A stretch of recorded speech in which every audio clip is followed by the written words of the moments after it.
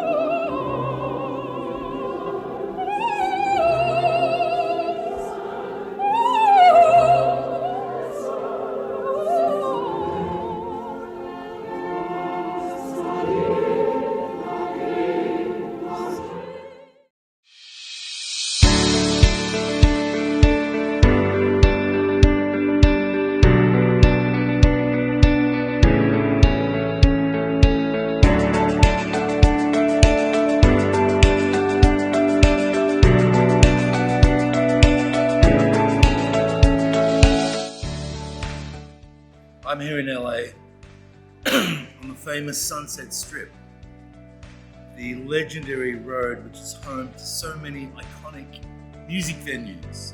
And yes, that's a guitar behind me.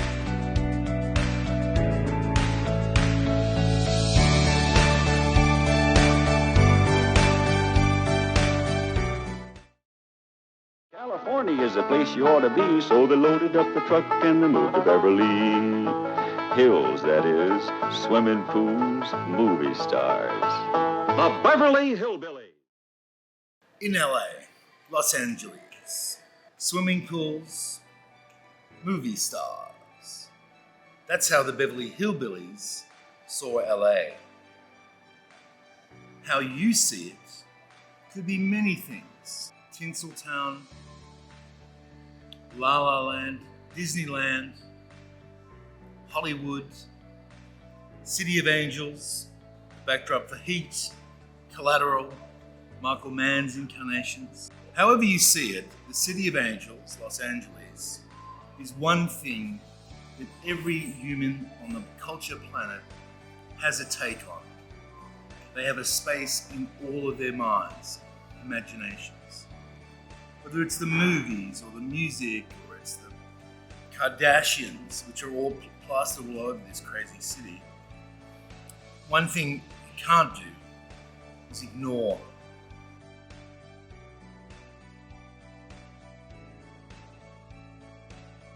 From the ancient Tarpits of La Brea to the movie studios of Hollywood, where the whole film business was actually created and born. From West Coast hip-hop, coming out of South Central LA, with Dr. Dre and Snoop Dogg. Rodeo Drive, Pretty Woman, shopping centers, Beverly Hills. There's so many things that we've all been indoctrinated through our lives to have an idea of what LA is, what it stands for, the shining beacon on the mount. It's made a huge impact in the cultural legacy of our collective consciousness. And now I want to talk to you about the history of Los Angeles, how it was settled, and how it got to be the crazy place that it is today.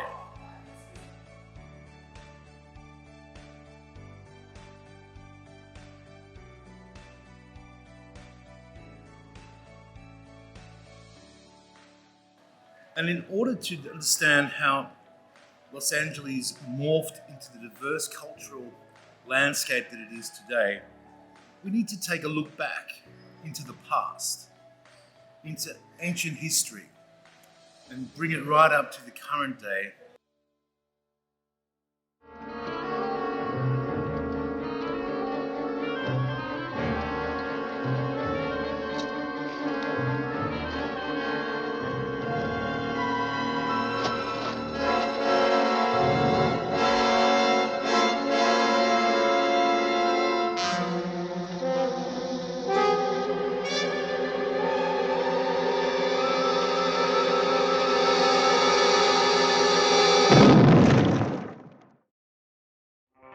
Now, when most people try and imagine the history of Los Angeles, they probably cue westerns and cowboys. But that's more courtesy of Hollywood than it is actually the history books. But cowboys and the other land grab opportunists that would head west in the late 1800s, they were actually late arrivals. In all the history of genre film, no genre is more synonymous with America than the Western, the cowboy. Westerns represent some kind of American ideal of freedom, of ruggedness, heroism, beauty, manifest destiny, and fierce independence. Sounds like Marlboro country, right? But those Hollywood movies of Westerns were seldom accurately historically correct.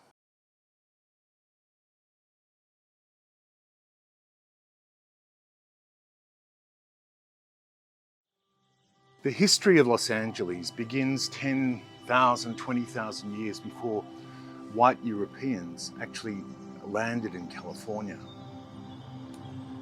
Throughout the vast majority of human history, there was no city of Los Angeles at all.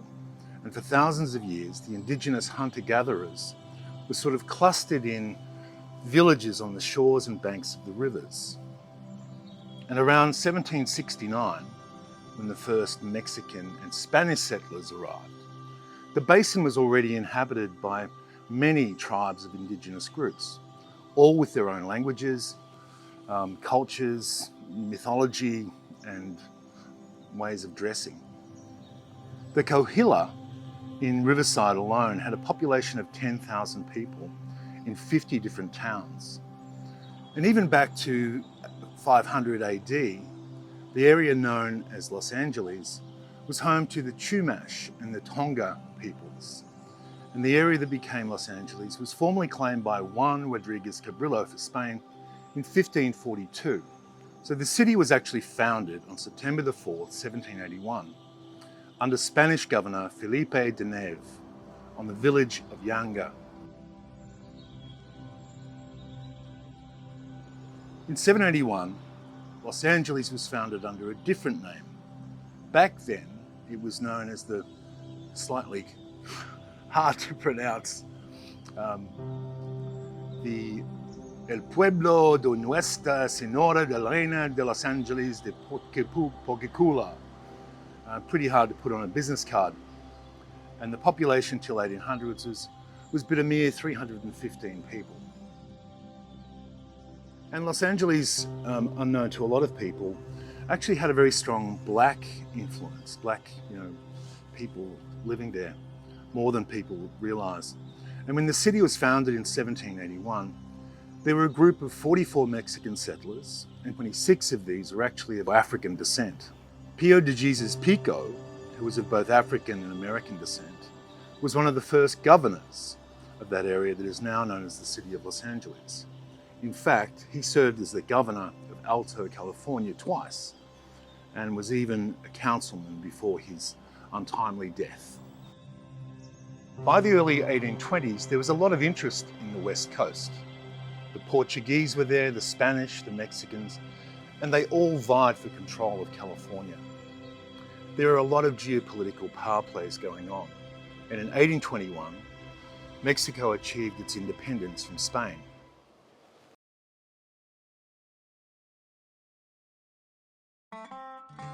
Now, it was the discovery of gold that really made people take note of California. And in 1842, California's first discovery was made at Placerita Canyon near Mission, San Fernando, prompting LA's first population boom, and people started pouring into the region in droves. And LA, with its surrounding areas, saw an explosion of growth and development.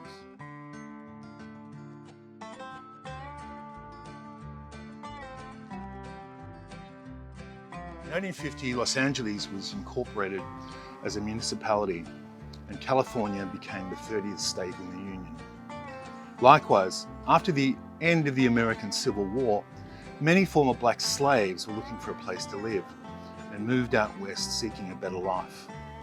And by 1870, its population of 315 had grown exponentially to 5,000 people.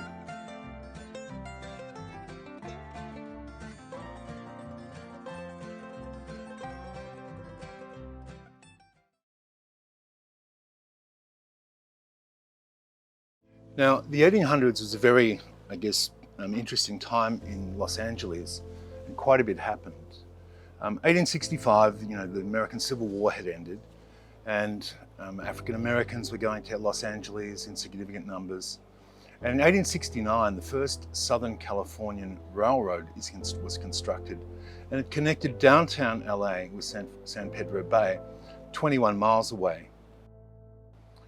In 1870, whites outnumbered Hispanics and Native Americans for the first time in Los Angeles, but that was to be short-lived. And then in 1871, the first rail link established Los Angeles and San Francisco. In 1873, the first seedless navel orange was introduced to California from Brazil. Further to that, in 1877, thanks to these new refrigerated boxcar technology, Californian oranges started becoming a sensation in places like St. Louis, and agriculture began to replace the mainstay of the local economy.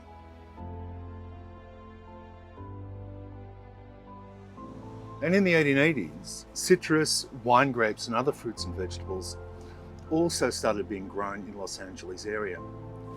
The present-day Beverly Hills was largely bean fields, and Hollywood was actually fig orchards. I've been bullied by my dear, wonderful niece Rowena to try and tell you something about my memories as a little child and about Los Angeles when it was a charming, beautiful little city, quiet, green hills, beautiful orchards of walnuts, oranges, and olives.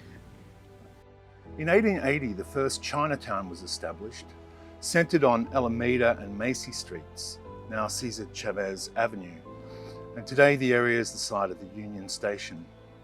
In 1881, the Los Angeles Times debuted as the Los Angeles Daily Times, and the Times would later go on to be one of the most distinguished daily newspapers in all of the USA. And by the latter half of the 20th century, it had won 45 Pulitzer Prizes. And then in 1881, there was more rail action. The Southern Pacific Railroad was linking Los Angeles directly with the eastern United States for the very first time. And in 1885, the Santa Fe Railroad opened a second line linking Los Angeles with the rest of the nation. In 1886, Harvey Henderson Wilcox purchased 160 acres of land west of Cahuenga Pass, and he planned a residential community. He named it Hollywood, after the estate of an acquaintance of his wife, Dida.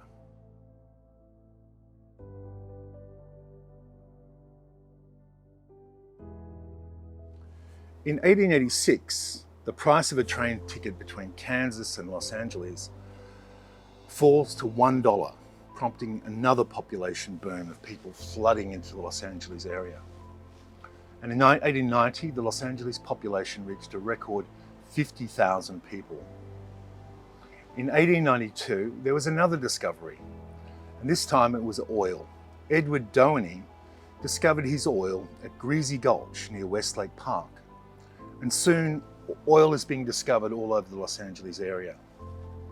By 1897, 500 oil wells are operating within Los Angeles. And in 1897, the first automobile took to the streets of Los Angeles. Unlike a lot of cities around the world that grew organically, spreading out as the population did, Los Angeles had numerous influences that shaped certain districts, some faster and some slower than others. Somewhere over the rainbow, way up high, there's a land that I heard of once in a lullaby. And out of the 1800s, we now enter the 1900s. And I guess this was the time for Hollywood. Up to the 20th century, a majority of families in LA were Native American, African, and European. The 1900s, however, attracted more people from abroad to settle in Los Angeles. There was also an influx of Japanese and Mexicans in Southern California, and during World War I, a number of more African Americans also started settling there. In 1911, the first Hollywood production company, Nesta Film Company, opened in an abandoned tavern, and soon there were signs being erected. No dogs, no actors. And it was in 1913 that a real landmark event happened. It was Cecil B. DeMille. He shot the first Hollywood movie called Squaw Man.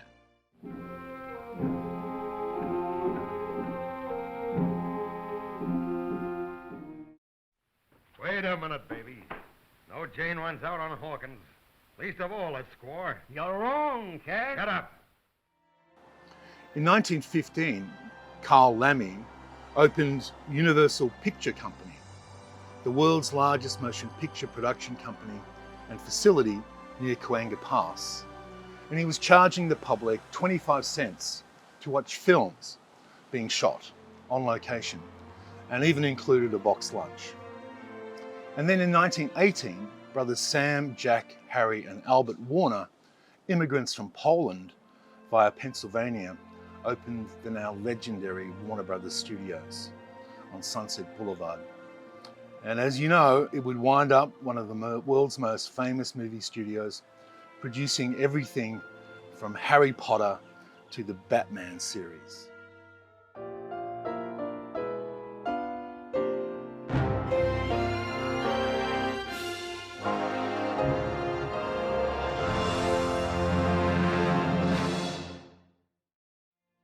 The movie business was on a roll. In 1923, originally created as an advertisement for a local real estate development company called Hollywoodland, the Hollywood sign is built and erected, which has now become a world-famous international icon representing LA, the movie business, Hollywood, and all the dreams that come with it.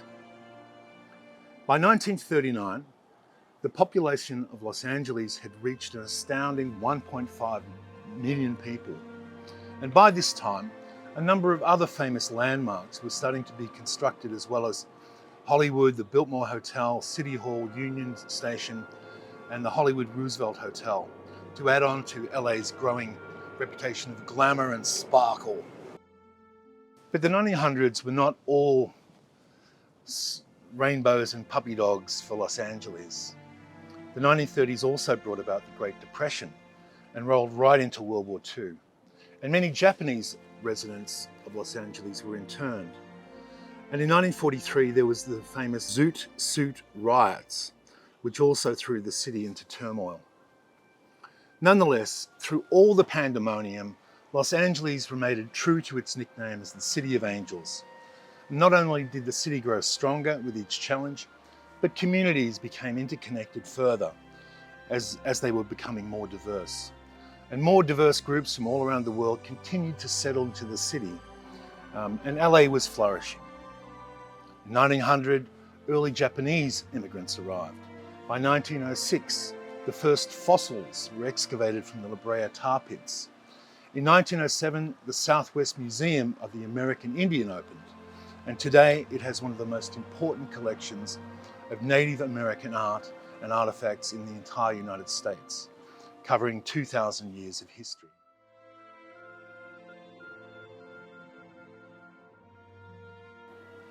In 1910, Los Angeles' population was 319,000, 17th in the nation.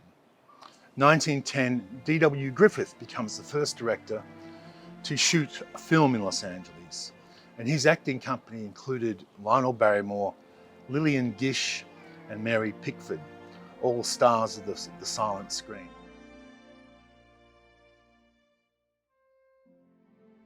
In 1913, the Natural History Museum of Los Angeles opened, and it remains the largest museum of its kind in the Western United States. In 1919, Musso and Frank's Grill opens in Los Angeles and becomes a favorite for the Hollywood Golden Age celebrities, and also Quentin Tarantino of the modern era.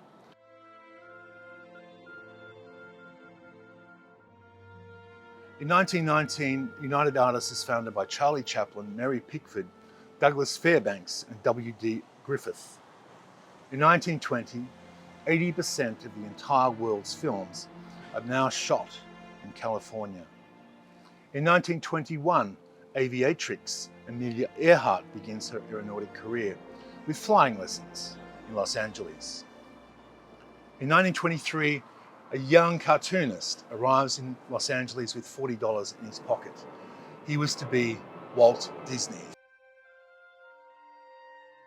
In 1923, Bel Air becomes a not quite gated community in the foothills of Santa Monica, and it has been populated by movers and shakers ever since, and has become part of the centerpiece of some of the highest concentration of real estate wealth in the entire world. In 1924, the Mulholland Highway, now Mulholland Drive, opens on the ridgeline of Santa Monica Mountains and the Hollywood Hills. It remains, and I've done it recently, one of America's most spectacular drives, bisecting a major urban area along a mountainous path. And to the left and to the right, there's Marlon Brando's house, Jack Nicholson's house, and with some spectacular views of the San Fernando Valley. In 1925, Fox Film Corporation and 20th Century Pictures merge to form 20th Century Fox. And the next year, the studio acquires 300 acres of open land west of Beverly Hills for their production facilities. Technology advancing in 1927, talkies arrive with the first feature-length talking picture, The Jazz Singer, starring Al Jolson. And Fox Movietone News, which will be regular features in cinemas until 1963. Wait a minute, you ain't heard nothing yet. Wait a minute, I tell you, you ain't heard nothing. In 1927, Grauman's Chinese Theatre opens. Now the TCL Chinese Theatre, or the IMAX Theatre, if you will. And over the years, impresario Sid Grauman and his successors will invite dozens of top stars to leave their handprints and footprints in the freshly poured cement out the front. In 1927 is the establishment of the Academy of Motion Picture Arts and Sciences, the Academy, in other words, with actor Douglas Fairbanks as president. Oscar winners have been thanking the Academy ever since. And in 1928, that guy, the cartoonist, Walt Disney, finds his very first success with the release of an animated talking picture, Steamboat Willie, starring a mouse called Mickey.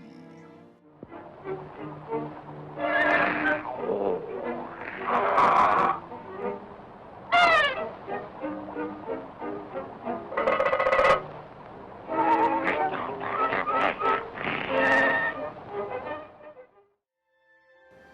In 1930, Los Angeles International Airport, or LAX, opens, and it's the fourth busiest airport in the world.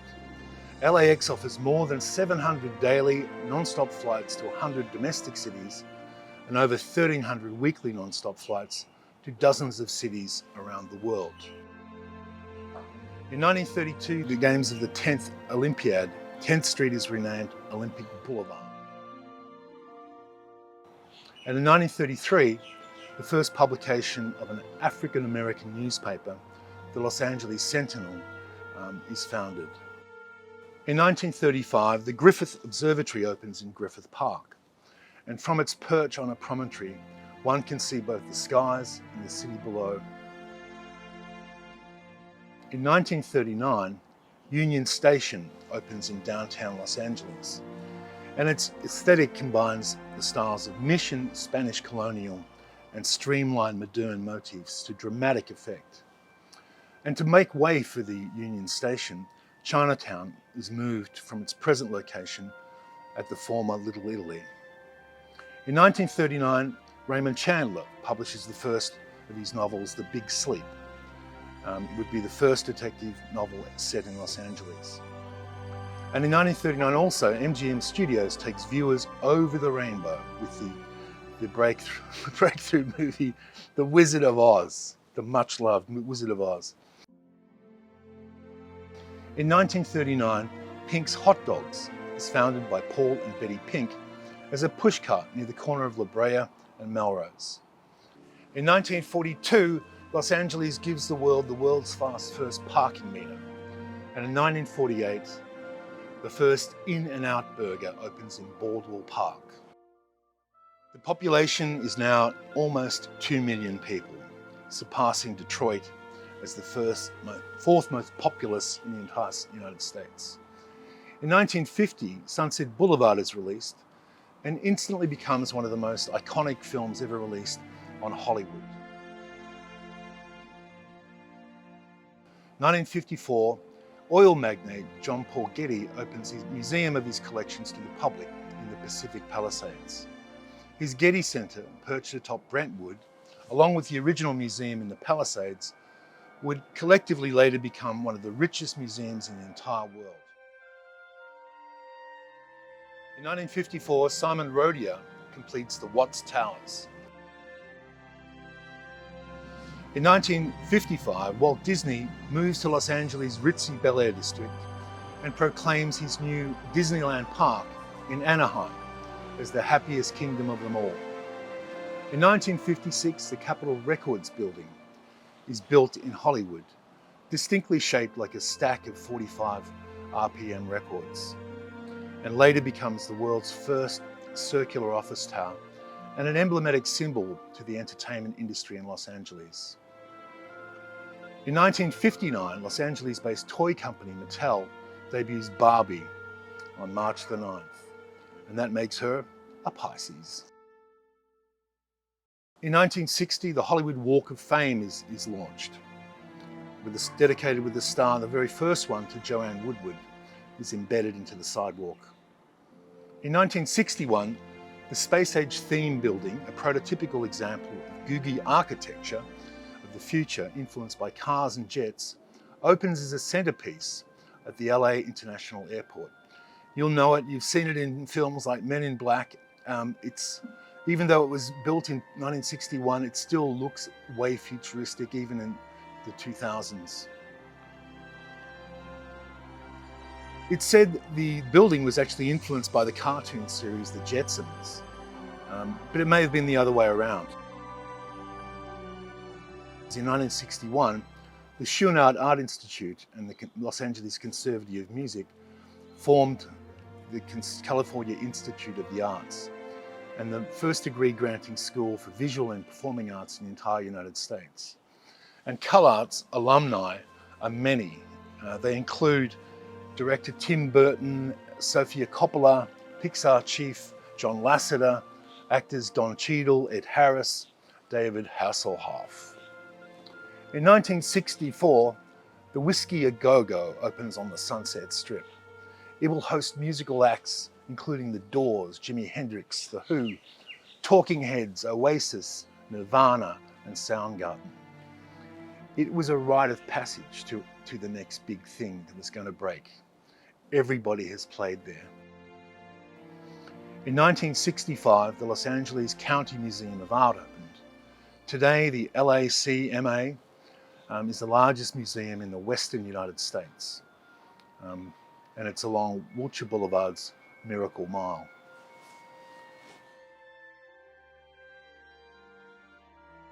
In 1977, the California American Museum is founded, the first the African American Museum of Art, History and Culture, fully supported by a state.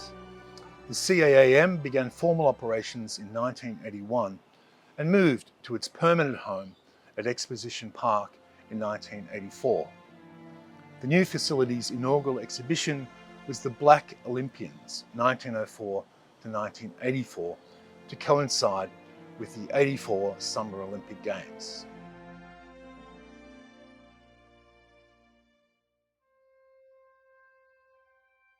In 1977, Star Wars opened on the 25th of May and breaks all box office records. Today, May the 4th, remains Star Wars Day. And in 1984, Los Angeles becomes the only US city to host the Summer Olympic Games twice. In 1987, James McElroy, The Black Dahlia is published, the first of a series of LA novels, which also included LA Confidential.